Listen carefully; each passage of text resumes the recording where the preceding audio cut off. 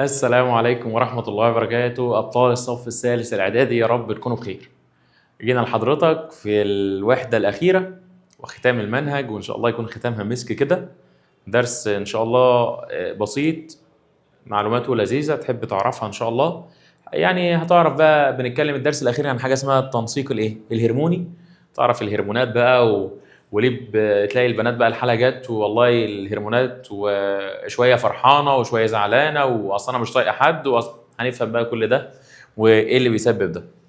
صلوا على النبي يا أبطال كده، ويلا بينا على طول نبدأ على طول في الدرس إن شاء الله. الهرمونات يا ولاد، بقول لك علمت مما سبق دراسته أن الجهاز العصبي يقوم بتنظيم وتنسيق أنشطة ووظائف الأعضاء المختلفة. يبقى مين اللي بينظم يا ولاد الأنشطة؟ هو الجهاز العصبي. طيب، إلا أن التجارب والأبحاث أثبتت أن هناك مواد كيميائية بتنظم وتنسق هذه الأنشطة والوظائف جانبا للجهاز يا ولاد العصبي. يبقى والله في البداية كنا بنعتقد أن الجهاز العصبي بس هو اللي بينظم كل الكلام ده. قال لك بس العلماء اكتشفوا أن بالتجارب والأبحاث في مواد كمان بتساعد الجهاز العصبي، وهي المواد الكيميائية دي بنسميها يا ولاد الهرمونات. يبقى الهرمونات هي مواد أو رسائل كيميائية تنظم وتنسق معظم الأنشطة والوظائف الحيوية في جسم الكائن الحي جانبا إلى إلى الجهاز العصبي. اما أجي أقول لك مواد كيميائية تنظم وتنسق عمل الأنشطة بتاعة الوظائف الجسم، يبقى ده حاجة اسمها يا ولاد الهرمونات. طيب الهرمونات يا ولاد عندنا ماشي، تصب في غدد. الغدد دي تسمى الغدد تصب في غدد بقول لك تفرز الهرمونات من أعضاء خاصة. الاعضاء الخاصه دي اللي هتفرز الهرمونات تسمى الغدد الصماء. يبقى تفرز الهرمونات من اعضاء خاصه تسمى الغدد الصماء او الغدد اللا قنويه. الغدد الصماء او الغدد اللا قنويه، اول حاجه بقول لك ليه تسمى الغدد الصماء بهذا الاسم، او ليه بنسمي الغده اللا قنويه بالاسم ده؟ قال لك ليه يا اولاد؟ علشان الغدد دي ما فيش مكان بتصب الهرمونات فيه. يعني ايه؟ لو يا اولاد في مكان الغده تصب الهرمون فيه يبقى اسمها قنويه. طب دي ما عندهاش قناه، طب بتعمل ايه في الهرمونات يا استاذ؟ قال لي الهرمونات دي بتنزلها في الدم على طول، تصبها في الدم مباشره. يبقى يا اولاد لو الغده بتصب الهرمونات في الدم مباشره تسمى غده لا قنويه او غده صماء. طب لو الغده ليها قناه بتصب فيها مجرى معين بتصب فيه الهرمونات يبقى اسمها غده قنويه. طب ليه تسمى اللا قنويه بهذا الاسم او الصماء بهذا الاسم؟ هتقول له لانها تصب افرازاتها اللي هي الهرمونات في مجرى الدم مباشره دون المرور في يا اولاد؟ في قنوات. هي ما عندهاش قنوات. الغدد الصماء هي غدد لا قنويه تصب افرازاتها من الهرمونات في الدم يا ولاد؟ في الدم مباشره. طيب يعتبر الدم يا ولاد، بقول لك يعتبر الدم هو السبيل الوحيد لكي تصل الهرمونات اللي بتفرزها الغدد الصماء الى مواقع عملها اللي هي يا ولاد بنسميها الخليه المستهدفه. يعني ايه؟ انا عندي الهرمون انا عايزه يروح ياثر في خليه معينه. طيب يبقى دي الخليه اللي الهرمون هيستهدفها يبقى اسمها الخليه المستهدفه. طب ليه يا اولاد يعتبر الدم هو السبيل الوحيد اللي بيوصلها؟ هتقول له والله لان الخلايا اللي بيأثر عليها الهرمون يا اولاد اللي هي الخلايا المستهدفه دي بتقع بعيد عن موقع الغده الصماء. يعني ايه؟ نفترض ان الغده الصماء اللي هنتكلم عليها هي الغده النخاميه، دي موجوده فوق هنا في اسفل المخ. هنفترض مثلا ان هي بتأثر على الغده الكظريه. طيب او بتأثر على الغده الكظريه. هو يا اولاد الفرق بينهم كده المسافه بينهم قريبه؟ لا مش قريبه. يبقى مين اللي ينقلها من هنا لهنا؟ قال لك اللي ينقلها من مكانها للخليه المستهدفه هو الدم. يبقى اقول له والله لان الخلايا اللي بيأثر عليها الهرمون بتكون بعيده عن موضع الغده الصماء المفرزه. طب هي الخليه المستهدفه هي الخليه اللي الهرمون بيأثر فيها دون غيرها من الخلايا، وغالبا بتقع بعيد عن موقع الغده يا اولاد الصماء المفرزه للهرمون. يبقى تاني، يبقى الخليه المستهدفه دي الخليه اللي الهرمون بيأثر فيها دون غيرها. يعني الهرمون في خلايا كتير جدا، هو راح يأثر على خليه واحده، الخليه الواحده دي بنسميها الخليه بنسميها الخليه المستهدفه. اهم الغدد الصماء اللي عندنا يا اولاد هتلاقي فيه غده اسمها الغده غده اسمها الغده النخاميه، غده ثانيه اسمها الدرقيه، البنكرياس، الغدتان الكظريتان، والغدد التناسليه اللي هم في الانثى هيبقى اسمهم غدتا المبيض، وفي الذكر غدتا يا اولاد؟ غدتا الخصيه. هنبتدي على طول في منهجنا بشرح الافرازات. بقول لك على طول الاول يا اولاد تفرز الغدد الصماء، بالله عليك تركز لي هنا، ما يزيد عن 50 هرمون. تفرز ما يزيد عن 50 هرمون، يعني مش 50، ما يزيد 51 52 الى ما لا نهايه. هو قال لك ما يزيد عن 50، يعني لو قال لك 50 تبقى غلط، وبيقول لك ما يزيد عن 50 في جسم الانسان، وذلك بيكون بكميات يا اولاد؟ محدوده. الهرمونات دي بتكون كمياتها قليله جدا، وعند حدوث خلل، الخلل ده يا اولاد يا اما بالزياده، يعني ممكن الهرمون يتفرز بكميه كبيره، يا اما الهرمون يفرز بكميه قليله. فده بيسبب مشاكل، المشاكل دي بتسمى حاجه اسمها الخلل الايه يا اولاد؟ الهرموني. يعني ايه؟ اما ننزل يا اولاد قبل ما اشرح لك الخلل الهرموني، لو نزلنا على الهرمونات بتاعه الغده النخاميه في هرمون اسمه هرمون النمو. هرمون النمو ده لو زاد في الجسم قال لك بيعمل مرض اسمه العملاقه، يبقى ده ناتج عن حدوث خلل في افراز الهرمون، بس الخلل ده كان بالزياده ولا بالنقصان؟ بالزياده، فالشخص ده فضل جسمه ينمو فبيحصل له مرض اسمه الايه؟ العملاقه. طب لو الخلل ده كان بالنقصان يحصل مرض اسمه ايه يا اولاد؟ القزامه. يبقى كده يا استاذ لو الهرمون زاد او قل بيعمل حاجه اسمها ايه؟ خلل هرموني. طب ايه هو الخلل الهرموني؟ قال لك الخلل الهرموني هو زياده او نقص افراز الهرمونات نتيجه عمل الغدد الصماء المسؤوله عنه بشكل غير طبيعي. يعني ممكن تعمل بشكل غير طبيعي فتزود الهرمون، يا اما تعمل بشكل غير طبيعي فتقلل الهرمون. في الوقت ده يا اولاد بنسمي المشكله اللي حصلت ده حاجه اسمها الخلل الايه؟ الهرموني. اول غده عندنا هنتكلم عليها هي المايسترو، هي المتحكمه في باقي الغدد وتسمى الغدد النخاميه. الوصف بتاعها يا اولاد هي غده صغيره في حجم حبه الحمص، تتكون من كام فص؟ فصين، وتوجد اسفل المخ. يبقى لازم تعرف الغده النخاميه توجد اسفل المخ، تتكون من فصين في حجم حبه الايه؟ الحمص. والسؤال ده مهم جدا، مهم جدا. يطلق عليها ايه يا اولاد؟ قال لك يطلق على الغده النخاميه اسم سيده الايه؟ الغدد الصماء، او يقول لك يسموها المايسترو او الغده الرئيسيه، بالرغم من صغر حجمها، هي حجمها صغير. بس ليه هي المتحكمه في كلهم؟ قال لك والله لانها تفرز هرمونات تنظم انشطه معظم الغدد الاخرى. يبقى دي يا اولاد اللي بتنشط كل الغدد او معظم الغدد، بلاش نقول كلها. يبقى ما هي الغده التي تعمل على افراز هرمونات تنشط وتنظم عمل معظم الغدد الصماء الاخرى؟ هي الغده الايه؟ النخاميه. الافرازات بتاعتها يا اولاد قال لك اول حاجه بتفرز هرمون اسمه هرمون الايه؟ هرمون النمو. ثاني حاجه في هرمون اسمه الهرمون المنشط للغده الدرقيه، في الهرمون المنشط للغدتان القذريتان، في الهرمون المنشط للغدد الثدييه، في الهرمون المنشط للغدد التناسليه، والهرمون المنظم لكميه الماء بالجسم، والهرمون الميسر لعمليه الايه؟ الولاده. طب حضرتك هتدرس انهي هرمون؟ هتدرس الهرمون الاول وهو هرمون النمو، وده الاساسي بتاعك. اول حاجه يا اولاد اهو هرمون النمو. اهميته هرمون النمو ده يا اولاد اللي بيحدد الطول او طول الشخص اللي هيصل اليه. طيب قال لك اهو هو ينظم النمو العام للجسم حيث يقوم بضبط معدل نمو الايه يا اولاد؟ العضلات والعظام واعضاء الجسم الايه؟ المختلفه. لذا فهو يحدد الطول الذي يصل اليه الطفل عند مرحله الايه؟ بعد مرحله البلوغ. يبقى ما هو الهرمون المسؤول عن تحديد طول الشخص بعد مرحله البلوغ؟ هتقول له هو هرمون الايه يا اولاد؟ هو هرمون النمو. طيب هرمون النمو لو حصل خلل يا اولاد يعني زاد او قل، فبقول لك عند حدوث خلل في افراز الغده النخاميه لهرمون النمو في مرحله الطفوله، ده لو هو الافراز ده لو الافراز زاد، يعني لو كان السبب زياده الافراز يعمل عملاقه. طب لو السبب كان نقص الافراز يعمل ايه يا اولاد؟ قزامه. طب العملاقه هتقول له والله مظهر الخلل بتاعها هو نمو مستمر في الاطراف، فيصبح الشخص ايه يا اولاد؟ عملاق. والعملاق ده اللي هو بيزيد عن قد ايه؟ بيزيد عن مترين. طيب بعد كده يا اولاد قال لك بقى لو ايه؟ طيب لو حصل نقص في الافراز يبقى يتوقف نمو الجسم فيصبح الشخص قزم، والقزم ده اللي هو اقل من كام يا اولاد؟ اقل من متر. نخش على الغده الثانيه وهي الغده الدرقيه، تتكون من فصين برضو بس على هيئه ايه؟ تشبه الفراشه. الموقع بتاعها توجد في الجزء الامامي للعنق. توجد في الجزء الامامي للعنق اسفل ايه يا اولاد؟ اسفل الحنجره على جانبي القصبه الهوائيه. يبقى هي توجد فين؟ توجد في الجزء الامامي العنق اسفل الحنجره على جانبي القصبه الايه؟ الهوائيه، وفي شكلها في شكل الايه يا اولاد؟ شكل الفراشه. الافراز الهرموني تفرز هرمونين، ايه هما الهرمونين يا استاذ؟ هرمون اسمه الثيروكسين او الدراكين، وهرمون تاني يسمى الكالسيتونين. بص يا اولاد كالسيتونين يعمل على ضبط الكالسيوم. يبقى اما اجي اقول لك من هرمونات الغده الدرقيه هو هرمون الكالسيتونين، كالسيتونين كالسيتونين كالسيوم، كالسيتونين كالسيوم. يبقى الكالسيتونين يعمل على ضبط مستوى الايه؟ الكالسيوم في الدم. الثيروكسين وده بقى المهم اكتر، يعني ده بيتسال فيه كتير. الثيروكسين يقوم بدور رئيسي في عمليه التحول الايه يا اولاد؟ الغذائي، اللي هي الحصول على الطاقه.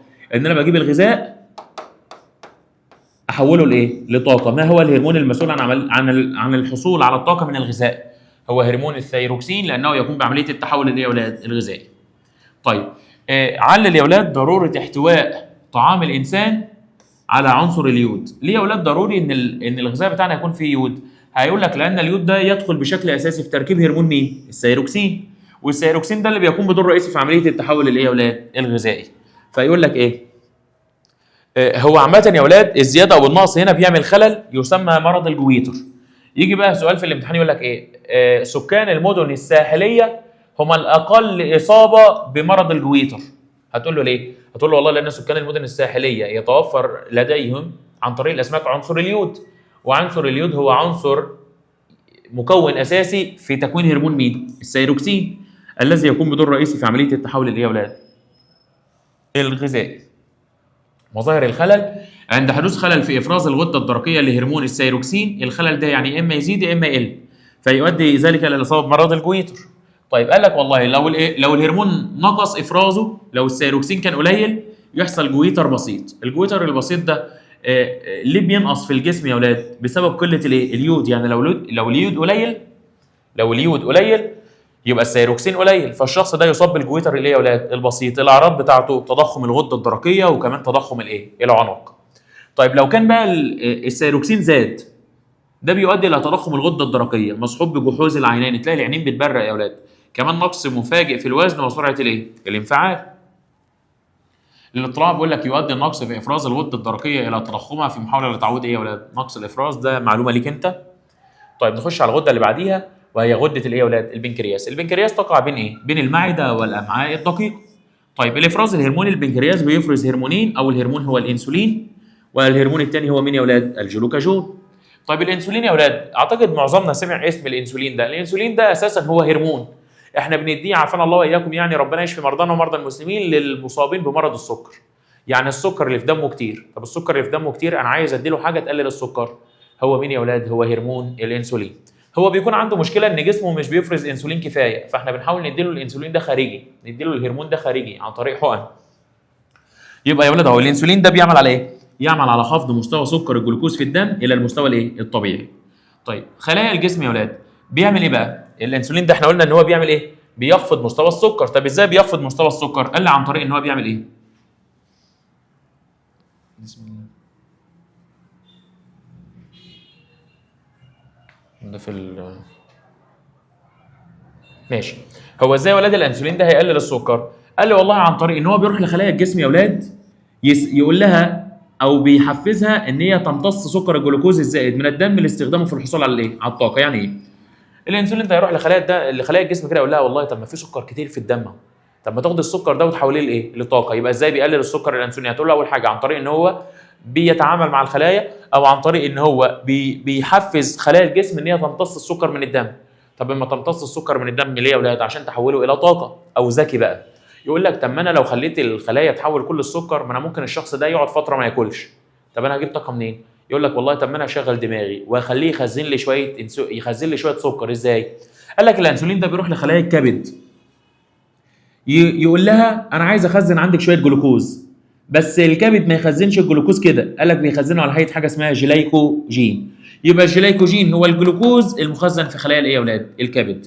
يبقى الانسولين بيعمل حاجتين، يا اما يحفز الخلايا ان هي تاخد السكر من الدم تحوله لطاقه، يا اما يروح للكبد ويقول له انا عايز اخزن عندك شويه سكر. الكبد يقول له انا مش بخزنهم سكر، هتخزنهم لي على هيئه ايه؟ جليكوجين. كده انت خلصت الانسولين. يبقى بيقلل السكر عن طريق حاجتين، يا اما يحفز الخلايا ان هي تاخد السكر وتحوله لطاقه، يا اما يخزن شويه سكر في الكبد على هيئه حاجه اسمها ايه يا اولاد؟ جليكوجين. طيب تاني هرمون يا اولاد هو الجلوكاجون. الجلوكاجون عكسه. الجلوكاجون بيرفع السكر عن طريق ايه يا اولاد؟ عكس ده. مش ده كان بيروح يخزن سكر في الكبد؟ ده الجليكوجين يروح للكبد. يا كبد يا كبد يا كبد لو سمحت، الانسولين كان مخزن عندك شويه ايه؟ جليكوجين. انا عايزهم تاني، بس انا هاخدهم منك ايه؟ انا هاخدهم منك سكر. يبقى كده يا اولاد هو اما يروح يجيب الجليكوجين ده يحوله لسكر، يبقى عمل ايه في نسبه السكر؟ يبقى هيزود نسبه السكر اللي موجوده في الدم. يبقى الجليكوجين يروح لخلايا الكبد يحفزها على تحويل السكر المختزن بها اللي هو كان ايه؟ جليكوجين الى سكر جلوكوز ليكون متاح لخلايا الجسم. يبقى كده الجليكوجين زود السكر، انما الانسولين قلل السكر. هنا ده المخطط بقى بيشرح لك العمليه اللي هم بيعملوها. ماذا يحدث يا اولاد عند ارتفاع مستوى سكر الجلوكوز في الدم عن المستوى الطبيعي؟ هقول له تستجيب غده البنكرياس بافراز هرمون الانسولين عشان الانسولين ده اللي يقلل السكر. طب ماذا يحدث عند انخفاض مستوى السكر في الدم؟ هتقول له والله تستجيب الغده بافراز هرمون الجلوكاجون عشان ده اللي بيزود السكر. السؤالين اللي جايين دول ان شاء الله سجل عندك واحد منهم في الامتحان. السؤالين دول ان شاء الله واحد منهم في الامتحان بفضل الله، لا يخلو امتحان من واحد منهم. اول حاجه علل البنكرياس غده مزدوجه. يعني ايه مزدوجه يا اولاد؟ هقول له والله لانها بتفرز هرمونين هما الانسولين والجلوكاجون. والاثنين وظيفتهم عكس بعض، واحد بيزود السكر وواحد بيقلل السكر. يبقى اما اجي اقول لك ليه البنكرياس غده مزدوجه، هتقول لي لانها تفرز هرموني الانسولين والجلوكاجون، ووظيفه كل منهما معاكسه للاخر. واحد انسولين يقلل السكر وجلوكاجون يزود الايه؟ السكر. طيب السؤال الثاني يا اولاد المهم ده، بيقول لك البنكرياس غده مختلطه. يعني يا اولاد يعني ايه مختلطه؟ يعني قنويه، لها قناه بتصب فيها، ولا قنويه يعني بتصب في الدم برضه. ليه بقى؟ هتقول له والله اول حاجه هي تعمل كغده صماء، يعني لا قنويه بافراز هرموني الانسولين والجلوكاجون وصبهما في الدم مباشره. يبقى اول حاجه هي امتى تكون صماء؟ اما تصب الانسولين والجلوكاجون في الدم مباشره. طب امتى تكون بقى قنويه؟ قال لك بالاضافه الى عملها كغده قنويه بافراز حاجه اسمها العصاره الايه يا اولاد؟ الهاضمه او العصاره البنكرياسيه. طب العصاره دي بتصبها في مجرى اسمها الايه يا اولاد؟ او في قناه اسمها الايه؟ قال لك تصبها في قناه اسمها الاثنى عشر. طب وهي ليه العصاره دي بتعمل ايه؟ قال لك للمساعده في عمليه هضم الطعام. يبقى اما اجي اقول لك البنكرياس غده مختلطه، تقول لي يعني قنويه ولا قنويه؟ اول حاجه هي امتى تكون لا قنويه؟ اما تصب الافراز الهرموني اللي هم الانسولين والجلوكاجون في الدم مباشره. طب امتى تكون قنويه؟ اما تصب العصاره البنكرياسيه او العصاره الهاضمه في المجرى بتاعها اللي هو اسمه الايه؟ الاثنى عشر. طب الاهميه بتاعتها ان هي بتساعد على هضم الايه يا اولاد؟ تساعد على هضم الطعام. هنا يا اولاد السؤال ده بيقول لك ايه؟ الشكل المقابل بيوضح التغير الحادث لتركيز سكر الجلوكوز في الدم اثناء فترات الراحه واداء تمرين رياضي خفيف لاحد الافراد. ما التغير الحادث والذي ادى الى تغيير مستوى السكر الجلوكوز في الفتره ما بين اكس وواي؟ ما بين اكس وواي، هو اكس وواي كده يبقى تركيز السكر بايه يا اولاد؟ تركيز السكر بيزيد صح؟ طب طالما السكر بيزيد يبقى الانسولين قليل والجلوكاجون كتير. السكر بيزيد، هو مين اللي بيزود السكر؟ يبقى الجلوكاجون.